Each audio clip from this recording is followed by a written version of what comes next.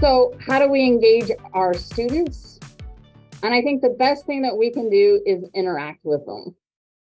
Okay, so the first thing that I think about with trying to engage students and get them to interact with the course content and ourselves is through homework. And we want to provide opportunities within our assignments for the students to interact with that content. And I think that's pretty much the easy part, because there's plenty of options out there on how to get students interacting with the course content. Within my large class size, I think about assignments in terms of the digital tools that I can use to help them manage their work and us keep track of what work's been done, what their scores are, what feedback the students are giving. So I assign a lot of digital products.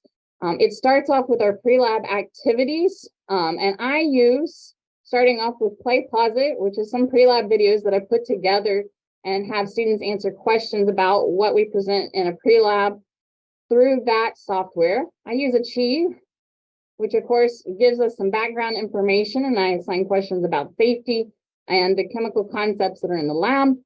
We also have a WordPress site where students can go and get more information about what's going on in labs, some background information for them to read that's embedded within our course Canvas site. Canvas is a fun LMS to work with, and it really connects together a lot of the digital products we use.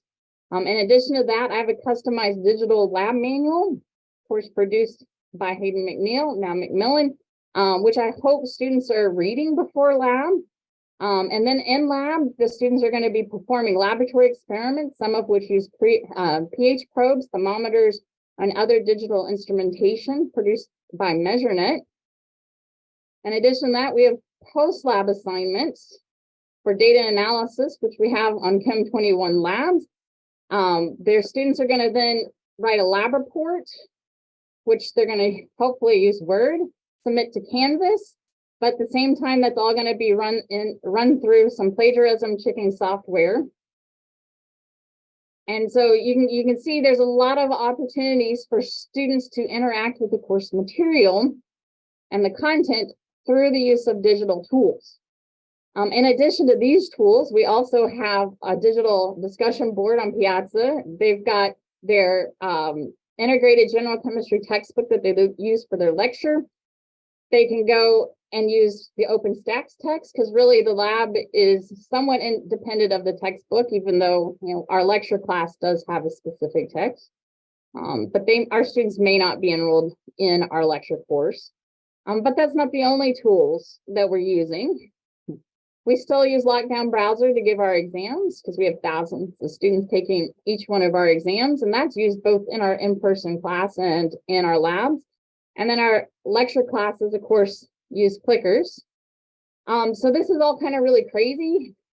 I know it leaves me feeling a little bit like this, because we have so much going on with those digital tools, trying to get our students to engage in the course materials. I don't know if that's the best, but we try to build opportunities for our students to get engaged with the content, and hopefully it's helpful.